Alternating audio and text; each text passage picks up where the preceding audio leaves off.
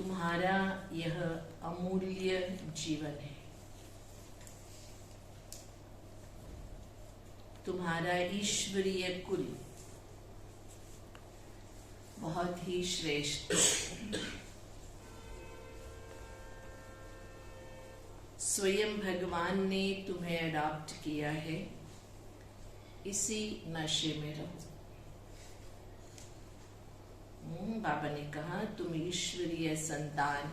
सवेरे सवेरे बाबा का वरदान कहो या स्वमान, तुम्हारा यह अमूल्य जीवन है। तुम्हारा ईश्वरीय कुल बहुत ही श्रेष्ठ है। स्वयं भगवान ने तुम्हें अडॉप्ट किया है। इसी नशे में रहो। आज का प्रश्न है, शरीर का भान टूट जाए उसके लिए किस अभ्यास की आवश्यकता है?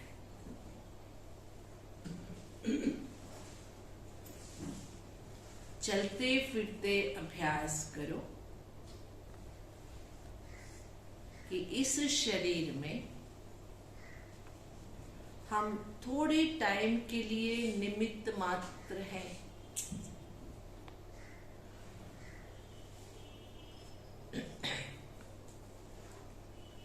जैसे बाप थोड़े समय के लिए शरीर में आए हैं, ऐसे हम आत्मा ने भी श्रीमत पर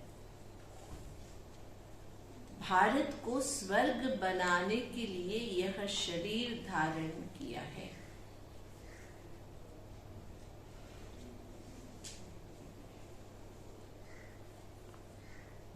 बाप और वर्षा याद रहे तो शरीर का भान टूट जाएगा। इसको ही कहा जाता है सेकंड में जीवन मुक्त। चलते फिरते अभ्यास करो कि इस शरीर में हम थोड़े टाइम के लिए हैं, निमित्त मात्र है।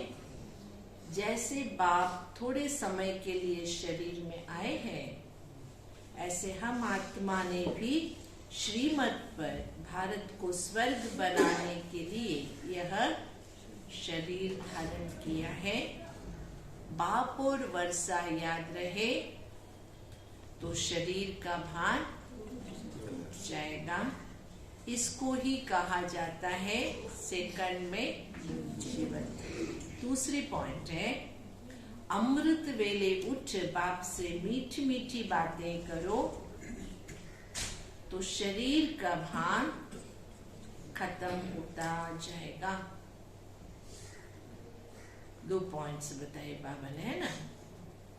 अमृत वेले उठ बाप से मीठी मीठी बातें करो, शरीर का भान। आज का गीत है ओम नमो शिवाय, ओम शांति।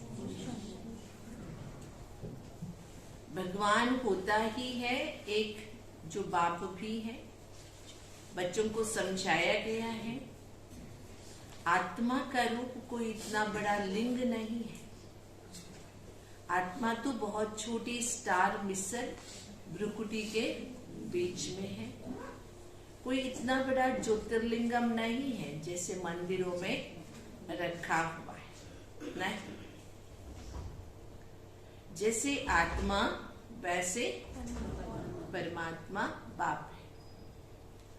आत्मा का रूप मनुष्य जैसा नहीं है। आत्मा तो मनुष्य तन का आधार लेने वाली है। आत्मा ही सब कुछ करती है। संस्कार सब आत्मा में है। आत्मा स्टार है। आत्मा ही अच्छे व बुरे संस्कारों अनुसार जन्म लेती है। तो इन बातों को अच्छी रीति समझना है। मंदिरों में लिंग रखा हुआ है, इसलिए समझाने के लिए हम भी शिवलिंग दिखाते हैं। हम भी शिवलिंग क्यों दिखाते हैं कि मंदिरों में रखा हुआ है, दिखाने के। इसका नाम शिव है। बिगर नाम से कोई चीज होती नहीं। कुछ न कुछ आकार है। बाप है परम धाम में रहने वाला। परमात्मा बाप कहते हैं, जैसे आत्मा शरीर में आती है वैसे मुझे भी आना पड़ता है। क्यों आना पड़ता है? नरक को। बाप की महिमा सबसे न्यारी है। अभी तुम बच्चे जानते हो, तुम आत्माएं आई हो यहाँ पाठ बजाने। यह बेहद का अनादि अविनाशी ड्रामा है। इनका कभी विनाश नहीं होता। यह फिरता ही रहता है। बाप रचता भी एक है, रचना भी एक है। यह बेहद सृष्टि का चक्र है। 4 युग है।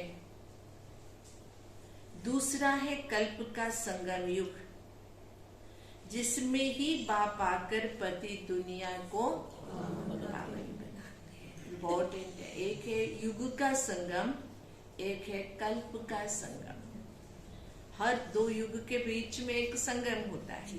सत्ययुग त्रेता में बदला तो वहां भी संगम हुआ, लेकिन बाबा आते कब है? कल्प के संगम पर आते हैं और आते हैं दुनिया को पावन बनाने। तुम बच्चों को अब स्मृति आई है कि हम सब आत्माएं परम धाम में रहने वाली हैं। इस कर्म क्षेत्र पर पार्ट बजाने आई है। इस बेहद के ड्रामा को रिपीट होना है।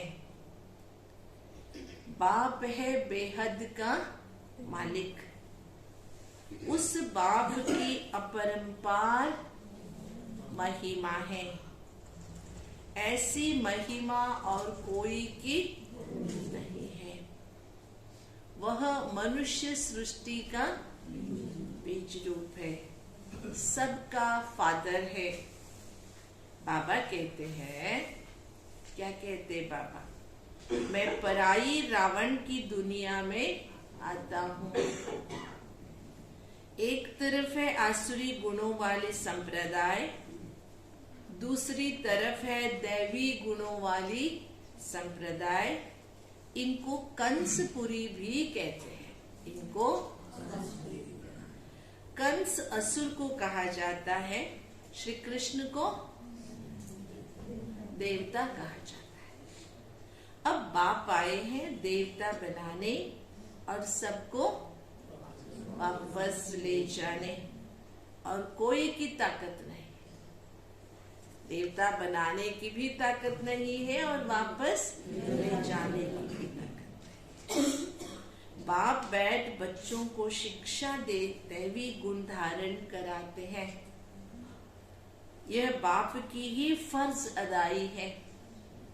बाबा कहते, जब सभी तमो प्रधान हो जाते हैं, मुझे भूल जाते हैं, न सिर्फ भूल जाते परंतु मुझे पत्थर ठिक्कर में ठोक देते हैं, इतनी ग्लानि कर देते हैं, तब तो मैं आता हूं। मेरे जैसी ग्लानि किसकी नहीं करते, तब तो मैं आकर तुम्हारा लिबरेटर बनता हूं। सबको मच्छरों सदृश ले जाऊंगा। सोचो, मच्छरों सदृश जाने के लिए एक ही बार में मरना होगा ना, नहीं तो मच्छरों सदृश कैसे जाए? झुंड के झुंड, जैसे शाम के समय मच्छर कैसे घुसते हैं। और कोई ऐसे कह ना सके कि मन मना भव। मुझ अपने परमपिता परमात्मा को याद करो तो तुम्हारे विकर्म विनाश होंगे। श्री कृष्ण तो कह ना सके, कह सकते हैं क्या श्री कृष्ण मन मना भव? परमात्मा की महिमा तो बच्चे जानते हैं, वह ज्ञान का सागर, सुख का सागर है। फिर सेकंड नंबर में ब्रह्मा विष्णु शंकर। ब्रह्मा द्वारा स्थापना कौन करेगा? कौन करेगा? क्या श्री कृष्ण करेगा? परम पिता परमात्मा शिव बैठ समझाते हैं कि पहले पहले हमको चाहिए ब्राह्मण। तो ब्रह्मा द्वारा ब्राह्मण मुख वंशावली रचता हूं, वह है कुख वंशावली। तुम अब संगम में ब्रह्मा के संतान हो, बाप आकर शूद्र से बनाते हैं ब्राह्मण। अभी तुम हो ईश्वरीय कुल के, ईश्वर हुआ निराकार, ब्रह्मा हुआ। बाप पहले पहले ब्राह्मण फिर देवता बनाते हैं, देवता के बाद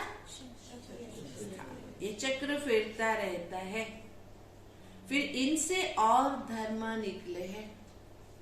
मूल बात, मूल है भारत। ये भारत अविनाशी, जहां बाप आकर स्वर्ग बनाते हैं। वह बाप भी है, नेचर भी है तुम्हारा। हाँ, उनको फिर सर्वव्यापी कैसे कह सकते? कह सकते हैं क्या?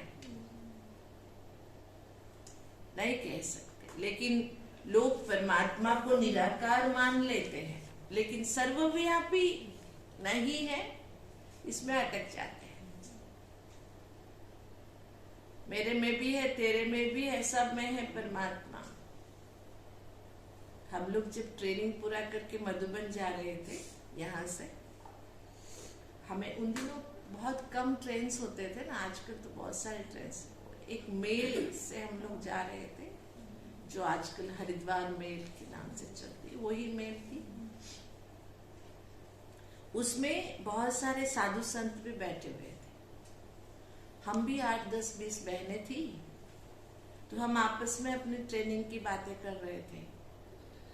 हमें परमात्मा सर्वव्यापी नहीं है, उसके लिए बहुत सारे सिद्धांत बताए थे जगदीश भाई साहब ने। उसकी हम चर्चा कर रहे थे, कैसे समझाया जा सकता है। सारी बहनें बैठी थी, अभी अभी ट्रेनिंग पूरी करके जा रही थी, मतलब वही बातें हो रही थी।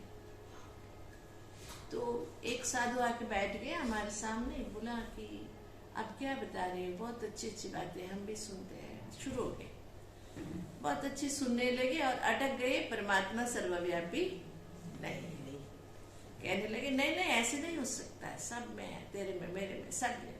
तो सबके गुण भी एक जैसे होने चाहिए। मैं तो उनसे ये पूछती हूँ, गुण की बात बाद में, लेकिन परमात्मा के जैसे हैं तो परमात्मा जैसे हर एक बाद में जब हमने उनसे कहा कि ठीक है भाई, आपकी भी बात मान लेते हैं, भावनात्मक तरीके से परमात्मा सर्वव्यापी है, ठीक है, क्योंकि मेरे आंख में भगवान ही भरा हुआ है, तो मुझे हर जगह भगवान ही दिखाई देगा, है ना।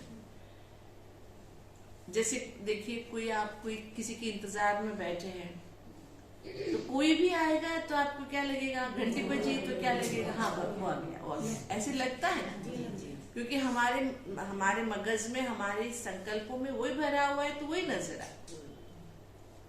इसी तरह भावनात्मक तरीके से ठीक भी मान लीजिए, मेरे आंखों में, मेरे दिल में भगवान भरा है, तो सब में मुझे भगवान नजर आता है, या यूं कहे भगवान की छवि नजर आती है।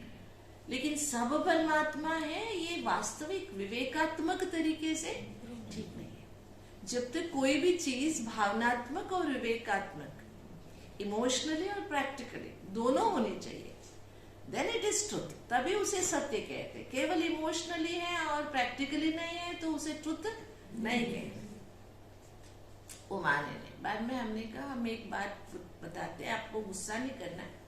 हाँ, हमने कहा आप मानते हो भगवान सब में है, और आप भगवान को बाप भी मानते हो कि नहीं?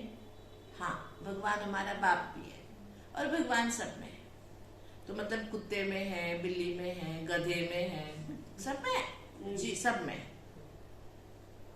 फिर से सोच लीजिए, भगवान आपका बाप है और भगवान कुत्ते में है, बिल्ली में है। हाँ बिल्कुल है। तो हमने कहा गधा आपका बाप है क्या?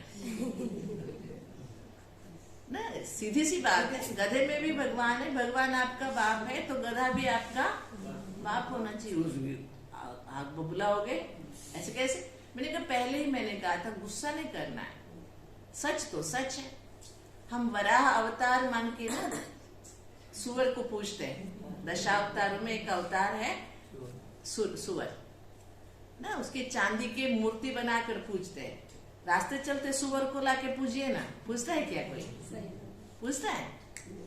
देखिए, भावना अलग चीज है, प्रैक्टिकल अलग चीज है। तो वो सत्य कैसे हो सकता है?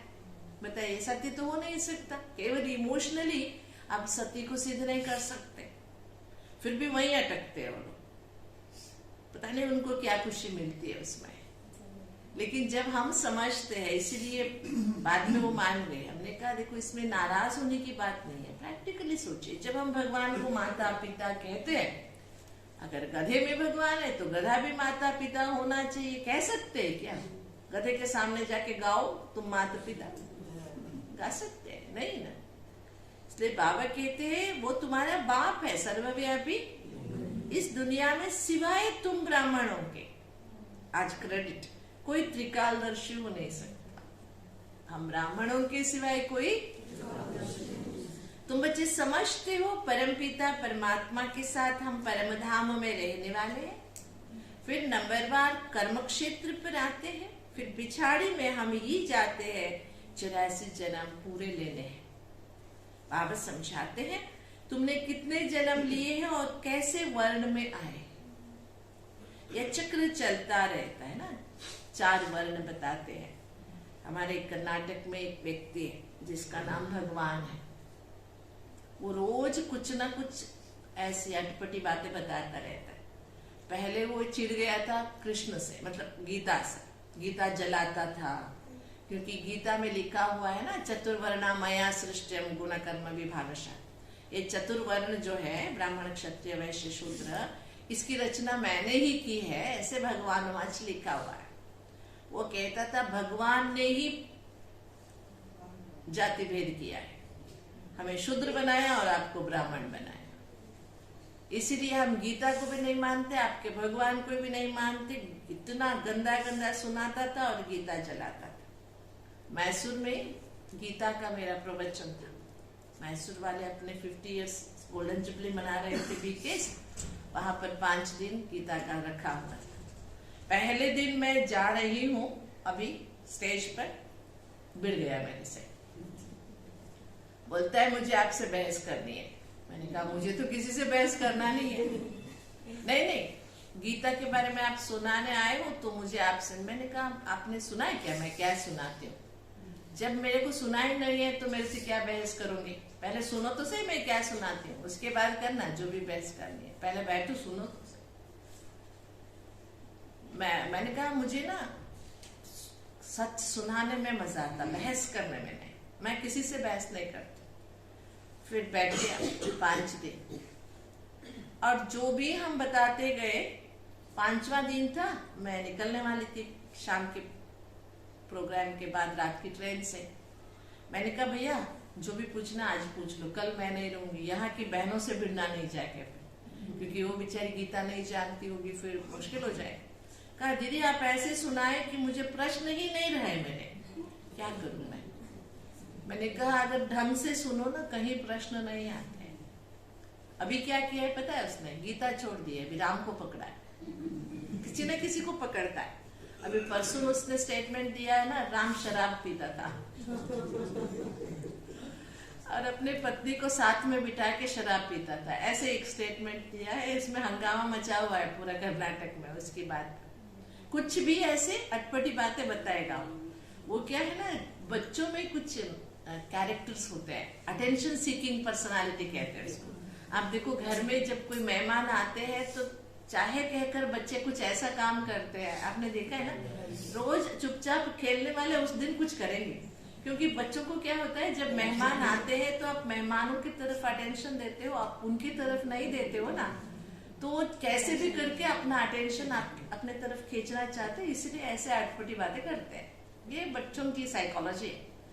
इस व्यक्ति का भी ऐसे कुछ लोग होते हैं दुनिया में। सभी का अटेंशन चाहिए, रोज पेपर में उनका नाम चाहिए। लेकिन बाबा ने तो स्पष्ट किया, मैंने यही स्पष्ट किया, गीता में लिखा हुआ है चारों वर्ण का सृष्टि मैंने किया, लेकिन नीचे लिखा हुआ है गुण कर्म विभागशः। जन्म से नहीं, कर्म से मैंने ये चतुर्वर्ण सृष्टि किया है। स्पष्ट है, जो कर्म शूद्र जैसा करेगा वो शूद्र कहलाएगा। इसमें क्या प्रॉब्लम है? इसीलिए बाबा कहते हैं तुम हो ईश्वरीय संप्रदाय, तुम्हारा अमूल्य जीवन है, जबकि तुम ईश्वरीय संतान बने। ब्रह्मा द्वारा बाप आकर अडॉप्ट करते हैं। बाप है स्वर्ग का रचयिता, तो खुद ही आकर स्वर्ग का मालिक भी बनाते हैं। अब सारे विश्व में शांति स्थापन करना बाप का ही काम है। बाबा कहते हैं मेरा पाठ है, मैं तुमको फिर से राजयोग सिखलाता हूँ। फिर से, है ना? पुरानी बात है, नहीं तो है। इससे क्या होता है? जिससे तुम एवर हेल्दी बनते, जैसे देवता बने थे, फिर अब रिपीट होता है। जो सैपलिंग लग रहा है, बाप बागवान है, इन द्वारा कलम लगा रहे हैं। बाप सम्मुख बैठ समझाते हैं, मेरे सिक्की लदे बच्चे, बहुत समय से बिछड़े हुए बच्चे, याद है ना? मैंने तुमको स्वर्ग में भेजा था, फिर तुम 84 का चक्कर लगाकर अब आकर मिले हो। अब अपने को आत्मा समझ मुझ बाप को तुमको वापस जरूर ले जाना है। तुम चाहो ना चाहो जरूर जाना है। पहले आदि सनातन दैवी राज्य चला, फिर आसुरी राज्य चला। दैवी राज्य के बाद पवित्रता तो चली गई, फिर सिंगल ताज हो गया। अब तो प्रजा का प्रजा पर राज्य है, फिर दैवी राज्य की स्थापना हो रही है। ब्रिटिश लोगों ने ताज छीन लिया, कांग्रेस लोगों ने टोपी पहना दी। अभी टोपी भी नहीं रही, अभी दूसरों को टोपी पहनाने में लगे हुए हैं सारे। आसुरी राज्य के विनाश के लिए इस रुद्र यज्ञ से यह विनाश ज्वाला प्रज्वलित हुई है। तुम पतित सृष्टि पर थोड़ी राज्य करेंगे। अभी है संगम। सतयुग में तो ऐसे नहीं कहेंगे। अभी तुम बच्चे पुरुषार्थ कर रहे हो। कराने वाला कौन है? कौन है? श्रीमत देने वाला समर्थ, श्रेष्ठ ते श्रेष्ठ है ही एक बाप। वही ब्रह्मा द्वारा स्थापना करा रहे हैं। बाबा कहते मैं भारत का, क्या कह सकते बाबा क्या है? मैं भारत का मोस्ट ओबीडियंट सर्वेंट हूँ। क्या है बाबा? कहाँ का? भारत का, है ना? भारत को स्वर्ग बनाता हूँ। वहां यथा राजा रानी तथा प्रजा सब सुखी रहते हैं, नेचुरल ब्यूटी रहती है। लक्ष्मी नारायण को देखो कितने सुंदर है। सत्युग में ब्यूटी पार्लर होते हैं क्या? नेचुरल ब्यूटी रहती है। हेवनली गॉड फादर है, हेवन स्थापन करने वाला। सारी दुनिया में गीता के लिए कहते हैं श्री कृष्ण भगवान वाच, परंतु श्री कृष्ण तो कह ना सके मन मना भव, मामेकम याद करो तो विक्रम भस्म हो जाए। कह सकते हैं क्या कृष्ण?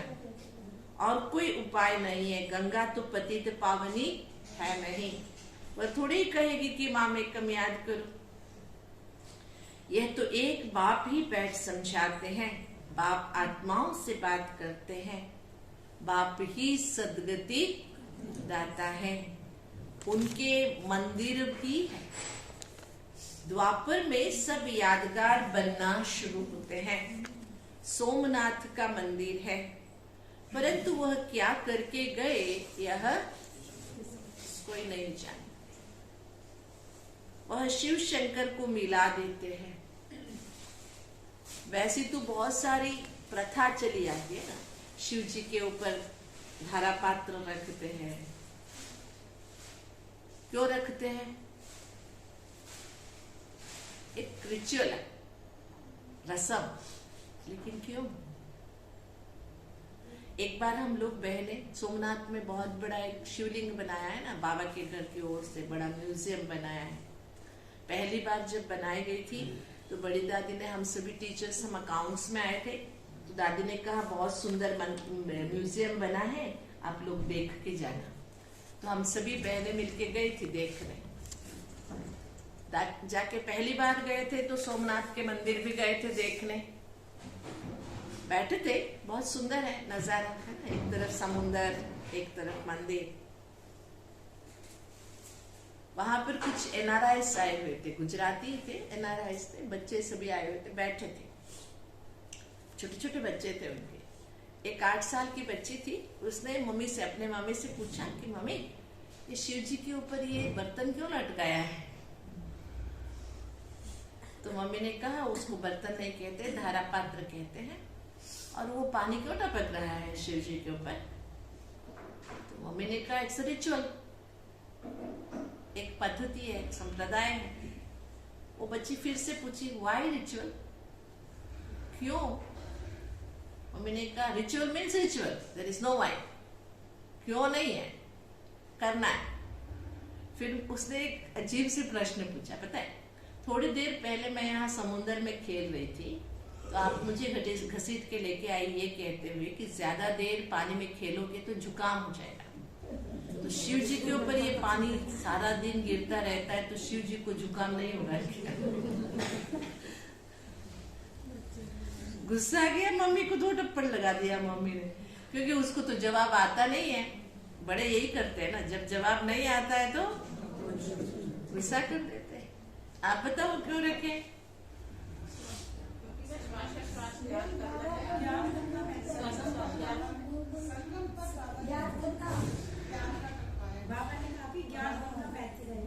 हाँ, शिव बाबा ने एक ही बार में ज्ञान नहीं दिया, इतने सालों से थोड़ा थोड़ा। देखिए आदि में बाबा ने सब कुछ एकदम क्लियर नहीं किया था, धीरे धीरे धीरे ज्ञान देते देते। जब कोई चीज बहुत गंदी होती है तो बहुत देर तक उसे भिगो के रखना पड़ता है, बाद में वो साफ है ना। इसी तरह हम भी 2500 साल से गंदे हो पड़े थे, तो उसे साफ करने के लिए बाबा ने क्या किया, थोड़ा थोड़ा थोड़ा देते हैं, उसके बाद हम साफ होते हैं, स्वच्छ बनते हैं, वो भी नंबर 1। इसी की यादगार भक्ति में क्या किया, शिव जी के ऊपर कलश रखा दिया, उससे पानी टपकता रहता है। वो ऐसे है ना, जैसे देखिए शादियों में, मुझे पता नहीं था, किसी की कोई बड़ा मतलब हमारे यहाँ का मिनिस्टर की शादी थी, हम तो शादियों में जाते नहीं है, लेकिन उनका नेक्स्ट प्रोग्राम था रिसेप्शन जैसा, 5 मिनट मिलने के लिए गए थे। बाजू में लड़की के बाजू में एक बैठे हुए थे, लड़के के बाजू में वो एक बुक लेके सब लिख रहे थे, कौन क्या क्या दे रहा। अजीब लगा मुझे। मैंने कहा नहीं दीदी, हर शादी में ऐसे होता है। मैंने कहा क्यों भाई? उन्होंने कहा सामने वाले रिश्तेदार क्या देते हैं, उनकी शादी में भी हमें वैसा देना पड़ता है, इसीलिए लिखते हैं। हमने भी शिव बाबा के साथ यही किया। बाबा ने हमें बूंद बूंद ज्ञान दिया, तो हमने बेचारे के सिर पे क्या लटका दिया, एक कलश लटका दिया, उससे पानी गिरना शुरू कर। देखो कैसे, कहां से कहां। मतलब भक्ति मार्ग में जो करते हैं मीनिंगलेस, उनको पता नहीं है क्यों कर रहे हैं, लेकिन बाबा समझा रहे हैं। शिव शंकर के बारे में भी हम समझते थे क्या अलग है। अब वो अब कहाँ शिव परमधाम के निवासी और कहाँ शंकर सूक्ष्म वतन के वासी, कुछ भी समझते नहीं। बाबा कहते कितने भी वेद शास्त्र आदि कोई पढ़े, जप तप करे, परंतु मेरे से मिल नहीं सकते। भल मैं भावना का भाड़ा सबको देता हूँ, परंतु वह तो अखंड ज्योति ब्रह्म को ही परमात्मा समझ लेते हैं। तत्व को परमात्मा समझ लेते, ब्रह्म का साक्षात्कार हो, परंतु उससे कुछ भी हासिल नहीं होगा। कोई को हनुमान का, कोई को गणेश का साक्षात्कार कराता हूँ, वह तो मैं अल्पकाल के लिए मनोकामना पूर्ण करता हूँ। अल्पकाल के लिए खुशी तो रहती है, परंतु फिर भी सबको तमो प्रधान तो बनना ही है। चाहे सारा दिन गंगा में जाकर बैठ जाए तो भी तमो प्रधान तो सबको बनना ही है। पूरे दिन गंगा जी में बैठे रहे तो भी बाबा कहते बच्चे पवित्र बनो तो पवित्र दुनिया का 21 जन्म के लिए मालिक बनेंगे। और कोई सत्संग नहीं जहां इतनी प्राप्ति हो। बाप ही आकर राजयोग सिखलाते हैं तो कितना श्रीमत पर चलना चाहिए, पढ़ाई पर ध्यान देना चाहिए। बाप श्रेष्ठ से श्रेष्ठ मत देते हैं। श्रीमत से भारत को स्वर्ग बनाना है। श्रीमत से तुम्हें ड्रामा के राज को अच्छी तरह से समझना है और पुरुषार्थ करना है। पुरुषार्थ कर ऐसे लायक बनना है। तुम बच्चों को नशा होना चाहिए कि हम बाप के साथ स्वर्ग की स्थापना करने आए हैं। हम वहां के रहवासी हैं ना। ये बहुत नशे की बात है। देखो भी ये डांसर्स में होते हैं, बैक स्टेज डांसर्स होते हैं, बड़े बड़े हीरो के सामने नाचते हैं। उनको बहुत नशा रहता है। हम अमिताभ बच्चन के पीछे नाच रहे थे, उनका चेहरा तक दिखाई नहीं देता। आपने देखा होगा, नहीं देता। ग्रुप डांस में वो कहीं तो खड़े रहते, लेकिन उनको कितना नशा रहता है। हमने किसके साथ डांस किया है? अब हम किसके साथ पार्ट बजा रहे हैं, है ना। जब भगवान दुनिया को स्वर्ग बना रहा है तो उसके साथ हम पार्ट बजा रहे हैं।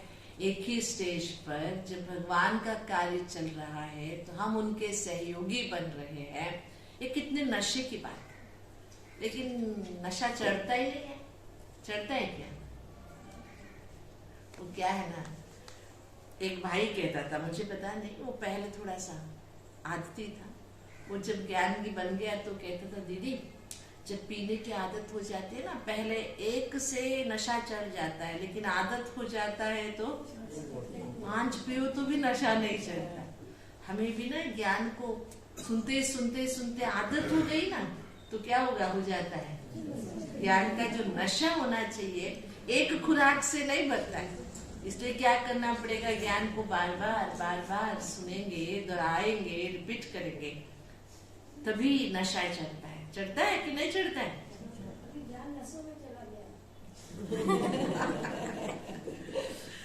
हम वहां के रहवासी है। इस शरीर में हम निमित्त मात्र थोड़े टाइम के लिए, बाबा भी थोड़े टाइम के लिए आए। इस शरीर का भान टूट जाना चाहिए। अपने बाप और वर्षे को, इसको ही सेकंड में जीवन मुक्ति कहा जाता। बाबा कहते हैं मैं आया हूं सबको वापस ले जाने। अब तुम अपने को आत्मा समझ सवेरे उठकर बाबा को याद करो, उनसे बातें करो। तुम जानते हो हमारे 84 जन्म पूरे हुए। अब हम ईश्वरीय संतान बने, फिर दैवी संतान, फिर क्षत्रिय संतान बनेंगे। बाबा हमको विश्व का मालिक बनाते हैं। बाबा की बैठ महिमा करो। बाबा आपने तो कमाल की है। कल्प कल्प आकर हमको पढ़ाते। बाबा आपका ज्ञान बड़ा वंडरफुल है। स्वर्ग कितना वंडरफुल है। वह है जिस्मानी वंडर्स, यह है रूहानी बाप का स्थापन किया हुआ वंडर। वो बदलते जाते ना, जमाने के हिसाब से दुनिया के वंडर्स बदलते हैं। अभी जो 7 वंडर्स है वो पहले नहीं थे, अगले जमाने में वो नहीं रहेगा। लेकिन बाप का स्थापन किया हुआ वंडर क्या है? इकलौता है, स्वर्ग। बाप आए हैं श्री कृष्णपुरी स्थापन करने। इन लक्ष्मी नारायण ने ये प्रारब्ध कहां से पाई? बाप द्वारा। जगत अम्बा और जगत पिता के साथ बच्चे भी होंगे। वह है ब्राह्मण। जगत अम्बा तो ब्राह्मणी थी। वह है कामधेनु, सबकी मनोकामनाएं पूर्ण कर देती है। यह जगत अम्बा ही फिर स्वर्ग की महारानी बनती है। कितना वंडरफुल राज है। यह बाप अभी अपने अवस्था को जमाने के लिए भिन्न भिन्न युक्तियां बताते रहते हैं। रात को जागो, बाबा को याद करो। रात को मतलब अमृत वेले। रात का मतलब रात के 12 बजे जागने को बाबा नहीं कह रहे। 2 बजे। हाँ, अंतमति सुगति हो जाएगी। अगर पूरा पुरुषार्थ होगा तो याद ठहरेगी। पास विद ऑनर हो जाना है। 8 को ही स्कॉलरशिप मिलती है। सब कहते हैं हम लक्ष्मी नारायण को वरे तो पास होकर दिखाना है। अपने को देखना है कि क्या देखना है? हाँ, मेरे में कोई बंदरपना तो नहीं है। क्या देखना है? नकल करना, लोभ। आपने देखा है ना, बंदर यहाँ भी भरा रखता, यहाँ भी भरा रखता, मुट्ठी भी भरा रखता। कितना लालच है बंदर में, और अहंकार कितना है। उनके सामने ऐसे ऐसे करो ना, वो ऐसे ऐसे करे। बंदरपना है क्या? हमारे अंदर ईगो कितना है, बंदर में अहंकार है।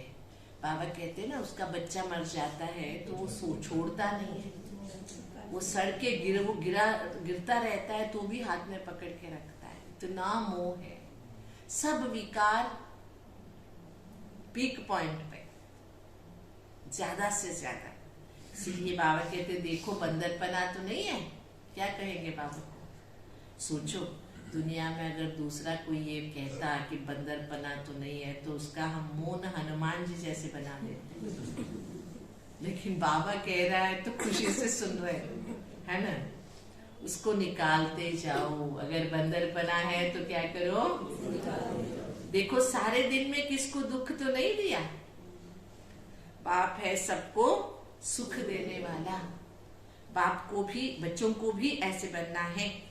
वाचा कर्मणा से कोई को भी दुख नहीं। मनसा से दे सकते हैं क्या? सच्चा सच्चा रास्ता बताना है। वह है हद का बाप, हद के बाप से वर्षा। यह है बेहद के बाप का वर्षा। तो जिसको मिलता होगा वही बताएंगे। जो अपने धर्म के होंगे उनको झट टच होगा। बाबा कहते हैं फिर से देवी धर्म स्थापन करने मैं ब्रह्मा के तन में आता हूँ। तुम बच्चों की बुद्धि में है कि अभी हम ब्राह्मण हैं, फिर क्या बनना है? देवता बनना है। पहले सूक्ष्म वतन में जाकर फिर शांति धाम में जाएंगे। वहां से फिर नई दुनिया में गर्भ महल में आएंगे। यहाँ गर्भ जेल में आते हैं। इनको कहते हैं झूठी काया। बाबा कहते हैं कितनी धर्म ग्लानि की है। शिव जयंती मनाते, परंतु शिव कब आया, किसमें प्रवेश किया, कोई को जरूर कोई शरीर में आकर नरक को स्वर्ग बनाया होगा ना। बाप बच्चों को बहुत अच्छी रीति समझाते हैं और राय देते। क्या राय देते?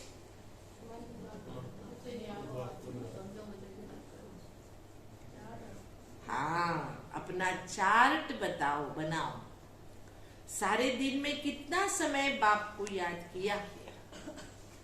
सवेरे उठकर बाप को, वर्षे को याद करो। हम बेहद के बाप के साथ आए हैं। गुप्त वेश में भारत को स्वर्ग बनाने।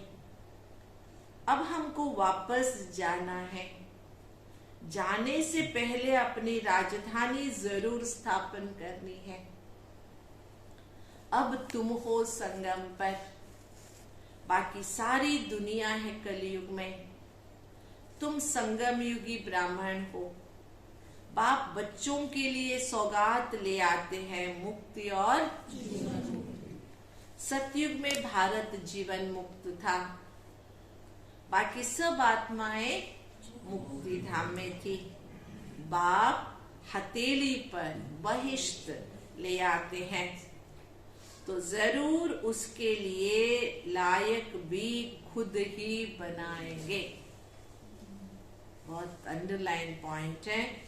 हथेली पर बहिष्ट भी ले आते हैं और उसके लिए लायक भी बनाते हैं। मतलब बाबा ही बनाएंगे या हमको बनना है? हाँ, रास्ता बाबा बताएंगे। फल हमको मिलना है तो पुरुषार्थ हमें करना। अच्छा, मीठे मीठे सिकिलदे बच्चों प्रति माता पिता बाप दादा का याद प्यार और गुड मॉर्निंग। रूहानी बाप की रूहानी बच्चों को नमस्ते। बच्चों की तरफ से रूहानी बाप दादा को याद प्यार और नमस्ते नमस्ते नमस्ते।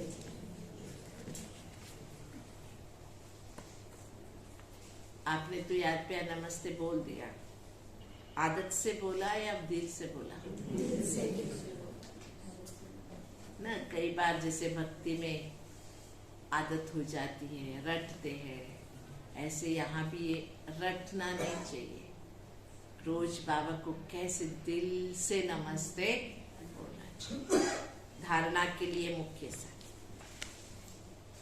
सदा इस नशे में रहना है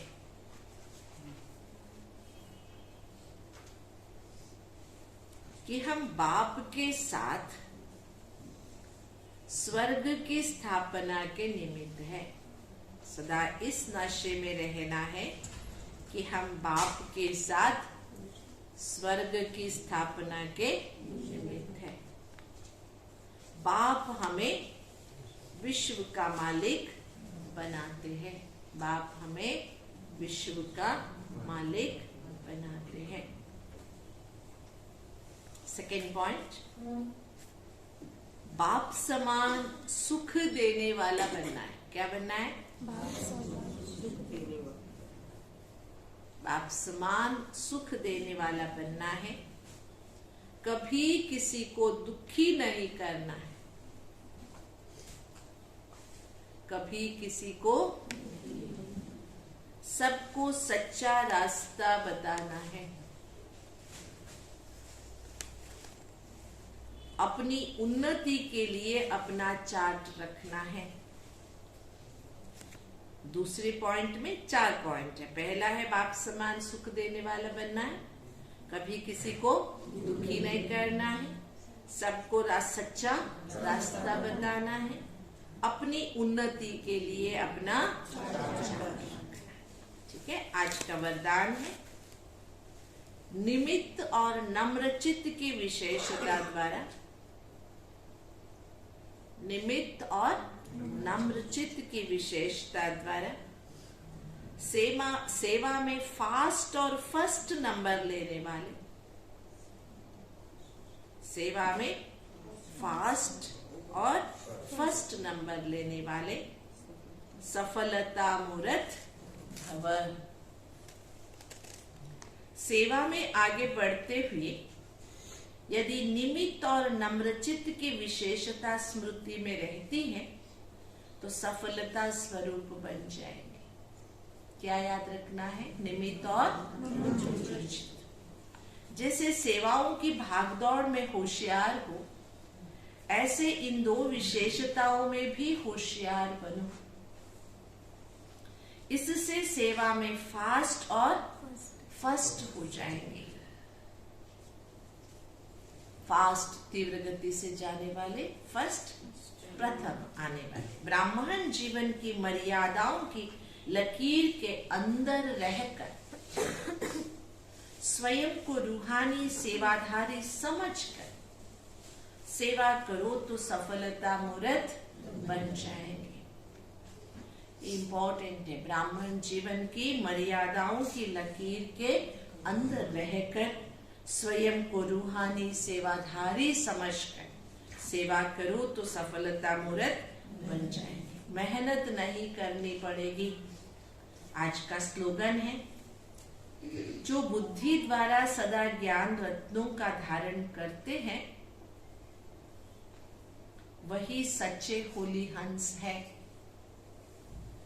जो बुद्धि द्वारा सदा ज्ञान रत्नों को धारण करते हैं वही सच्चे होली हंस है।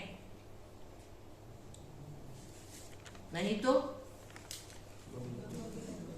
बगुले, है ना। अगर ज्ञान रत्नों के बदले कंकड़ पत्थर चुनने लगे तो क्या बन जाते हैं? हमें रहना क्या है? हंस बनना है कि बगला बनना है? तो आज सोमवार के बाबा के अनमोल महावाक्य, आज बाबा ने 2-3 बार मन मना भव कहा है। मन को मेरे में मन मना भव, गीता में 2 बार रिपीट होता है ये श्लोक, 2 अलग अर्थों से। मन को मेरे में लगाओ, मुझे ही याद करो। वो श्लोक पूरा ऐसे है। वैसे तो जो बाबा कहते हैं मध्याजी भव, ये नहीं है, अलग अर्थ से है। मन मना भव मद्भक्तो मध्याजीवाम नमस्कुरु मामे वैश्यसे युक्त्वैव आत्माना मत्परायणः, यह है श्लोक। मन मना भव मद्भक्तो मध्याजीवाम नमस्कुरु, मुझे ही याद करो, मुझे ही नमस्कार करो, मेरे ही शरण में आओ, मेरे से प्यार करो तो तुम मेरे जैसे बन जाओगे। यह श्लोक का अर्थ। मुरादाबाद में गीता करा रही थी मैं, यूपी में। मुरादाबाद में मुस्लिम ज्यादा है, 52% मुस्लिम्स। मुस्लिम भी सुनने आते थे। ओपन में प्रोग्राम था, सवेरे शाम होता था। एक लड़का 28 साल की उम्र, 28 भी नहीं, 25-28 के बीच का, सामने जाके बैठता था। हजारों की संख्या में लोग बैठते थे, सुनता था। सुनते सुनते दूसरे दिन उसने मेरे से एक प्रश्न पूछा, दीदी भगवान इतना स्वार्थी क्यों है? मुझे वंडर लगा, भगवान कब स्वार्थी बना? तो कहता है, दीदी गीता में भगवान बार बार कहता है ना, मामेकम याद करो, मामेकम शरणम व्रज, मुझे ही याद करो। दूसरों को याद किया तो उसका क्या जाता है? वो जलता क्यों है दूसरों से? विचित्र प्रश्न, ऐसा भी प्रश्न पूछ सकते हैं। लेकिन रोज आ रहा था, सवेरे शाम, अलग जगह पर हो रहा था ना, एक जगह सवेरे एक जगह, दोनों जगह आता था। सुन रहा था तो यूं ही तो नहीं प्रश्न पूछा होगा, कुछ तो कारण होगा। मैंने कहा ठीक है भैया, कल सुना दूंगी। तो मैंने बाबा से बातें किया। मैंने कहा बाबा ये अजीबोगरीब प्रश्न पूछा है इसने, लेकिन जवाब तो देना है ताकि उसे थोड़ा सा अच्छा लगे भी, तीर भी लग जाए। तो बाबा की टचिंग से मैंने उसको एक्सप्लेन किया, मतलब टोटली पब्लिक में, मेरे प्रवचन में ही मैंने एक्सप्लेन किया। देखिए, भगवान ने तन मनाभव नहीं कहा है, जन मनाभव नहीं कहा है, धन मनाभव भी नहीं कहा है। कहा है तो मन को मेरे में लगाओ, क्योंकि सदियों से मन को तन में लगाया, शरीर में काम विकार बढ़ गया। मन को धन में लगाया, लोभ बढ़ गया। मन को जन में लगाया, मोह बढ़ गया, अहंकार बढ़ गया। और जहां भी मन लगाते हैं मन वैसा बन जाता है। मन की विशेषता है, जिसमें भी मन लगाओ वैसा बन जाता है। इसलिए भगवान ने कहा सब तरफ मन लगा के देख लिया, कोई फायदा नहीं हुआ, अब मेरे में मन लगा। क्यों? क्योंकि मैं निराकारी हूं। मेरे में मन लगाओगे तो निरहंकारी बन जाओगे। मैं निर्विकारी हूं, मेरे में मन लगाओगे तो तुम भी निर्विकारी बन जाओगे। मैं ज्ञान का सागर हूं, मेरे में मन लगाओगे तुम भी ज्ञानी बन जाओगे। मैं आनंद का सागर हूं, मेरे में मन लगाओ तो तुम आनंद की अनुभूति करोगे। इसलिए भगवान ने कहा सब तरफ लगा के देख लिया, अब मेरे में भी लगा के देखो, क्योंकि मेरे में कोई नेगेटिव क्वालिटीज तो है नहीं। ये सच्चा एक्सप्लेनेशन है क्यों भगवान को याद करना है। हम याद नहीं करेंगे तो उसका कोई नुकसान होने वाला नहीं है, होगा क्या? बाबा ने खुले कह दिया है, अव्यक्त मुरली, अगर तुम मेरा सहायता नहीं करोगे तो तुम्हारे जैसे हजारों मिल जाएंगे। अगर तुम करोगे तो तुम्हारा भाग्य बनेगा, नहीं करोगे तो तुम्हारा भाग्य बस। ऐसे नहीं हमारे ऊपर ही बाबा डिपेंडेंट है, ऐसी भी बात नहीं है ना। और वंडरफुल क्या है पता है? वो लड़का जिसने प्रश्न पूछा था, एक बार मैं पुणे में गीता करा के भोपाल जा रही थी। नेक्स्ट प्रोग्राम भोपाल में था। भोपाल विधानसभा में प्रोग्राम था। आज पुणे में सवेरे करा के वहां से मैं मुंबई आई, क्योंकि पुणे से मुझे कनेक्शन नहीं था। मुंबई से भोपाल का फ्लाइट था, तो टैक्सी में मुंबई आई। वो टैक्सी वाले ने मुंबई एयरपोर्ट पे छोड़ दिया मुझे। जैसे अंदर गई, बोर्डिंग पास लेना है, फ्लाइट कैंसिल। जिस फ्लाइट से मुझे जाना था वो कैंसिल हो गई। अब करे तो क्या करे, बीच में फंस गए। शाम को 4-6 बजे, 4:30 या 5 बज रहा था। 7 बजे की या कुछ 6 बजे की फ्लाइट थी, कैंसिल हो गई। सारे मतलब कितने 100 जितने पैसेंजर्स झगड़ रहे थे। शायद इस स्पाइस जेट या किसी का था, उससे झगड़ा हो रहा था बहुत जोरदार। हम तो एक कोने में जाकर बैठ गए, क्या कर सकते हैं अभी, करे तो क्या करे। उतने में मुझे पुणे के भाइयों का फोन आया, दीदी हमने देखा कि आपका फ्लाइट कैंसिल हो गया है, मुंबई के भाई आएंगे, आपको ले जाएंगे, आप कल सवेरे की फ्लाइट से चले जाना, हम दोबारा बुकिंग करा देंगे।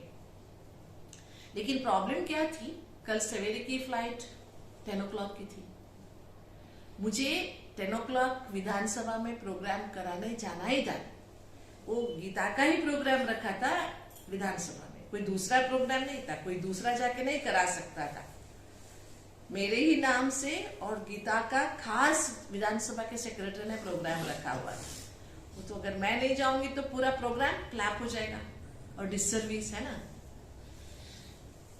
तो मैंने कहा ठीक है, थोड़ी देर देखते हैं, अगर कोई यहाँ से एडजस्टमेंट नहीं हुई तो मैं वापस सेंटर जाना, ये रात भर कहाँ बैठेंगे। फिर 1-आधा-पौना घंटा हो गया, मैं बैठी रही। मैं हाथ में मोबाइल से मुरली पढ़, क्योंकि मन को तो शांत करना था, नहीं तो हजारों प्रश्न आएंगे, अब क्या करे क्या करे क्या करे। उतने में एक एयरफोर्स ऑफिसर आया मेरे सामने। गुड इवनिंग दीदी, गुड इवनिंग, आपको भोपाल जाना था ना? जी। फ्लाइट कैंसिल हो गया है? जी पता चला। सब वहां पर हंगामा कर रहे हैं, आप यहाँ बैठे। मैंने कहा हंगामा से क्या मिले, वो तो सीधा कह रहे हैं पैसे लौटा देंगे आपके। तो उसने क्या बोला, दीदी 2 सीट्स हमारी खाली है, वाया दिल्ली आपको हम भोपाल भेज सकते हैं, हम एडजस्ट कर सकते हैं। भाई मेरे ऊपर मेहरबानी क्यों? मैंने पूछा, आप मुझे ढूंढ के आए हो क्यों? तब उसने कहा, दीदी आपने मुझे पहचाना? मैंने कहा नहीं, मैंने तो नहीं पहचाना। दीदी मैं वही बंदा हूँ जिसने आपसे प्रश्न पूछा था मुरादाबाद में। मेरा एयरफोर्स में अपॉइंटमेंट हो गया है, ये सेकेंड है। पहले पाटना में हुआ था, अभी मुंबई ट्रांसफर हो गया हूँ। पाटना में मैंने ज्ञान लिया, अच्छी तरह से कोर्स किया। अब मैं बाबा का बच्चा हूँ, लेकिन एयरफोर्स में होने के कारण रोज नहीं जा सकता हूँ, कुछ बंदिशें हैं। लेकिन मैं मुरली सब पढ़ लेता हूँ। मैंने तभी से देखा कितने सब हंगामा कर रहे हैं, लेकिन दीदी आराम से बैठी है। तो हमने स्पाइस जेट वालों से बातें किया, उन्होंने कहा वाया मुंबई, वाया दिल्ली हम कनेक्शन दे सकते हैं। लेकिन क्या प्रॉब्लम था, रात भर दिल्ली में रुकना है, सवेरे का फ्लाइट था। वहां मुंबई से रात को आओ, 8 बजे दिल्ली पहुंचो, सवेरे 5 बजे की फ्लाइट, पूरी रात दिल्ली। लेकिन करे क्या, उनने पूछा दीदी कोई सेंटर जाएंगे दिल्ली में? उसकी भी हो सकती। मैंने कहा सेंटर जाओ, फिर सवेरे 4 बजे 5 बजे की फ्लाइट के लिए 3 बजे उठ के भागो, और वो भी दिल्ली में। मैंने कहा नहीं।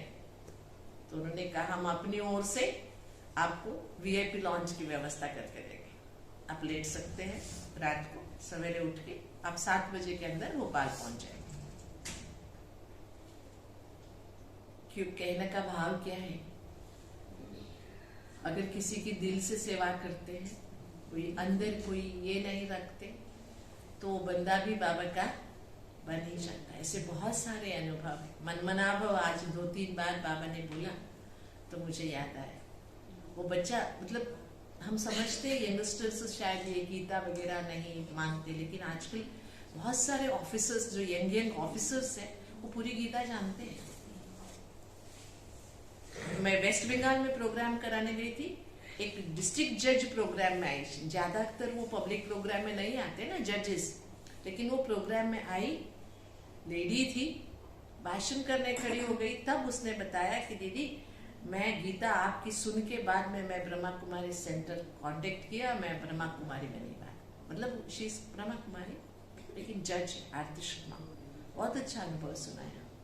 मतलब हर कोई, इसीलिए बाबा कहते जब भी सेवा करो ना, हद की भावना से नहीं करो, एक बेहद की भावना से करो। कहाँ किसके आंख खुल जाए, कहाँ किसको तीर लग जाए, कहाँ छिपा हुआ हीरा निकल आए, है ठीक है। अच्छा, आज आप सभी का सम्मान है, आप सभी ने है ना तैयारी की हुई है। देखो ट्रॉफीज मिल रहे हैं आप सभी को, सभी के सभी। आ जाओ अनुभव।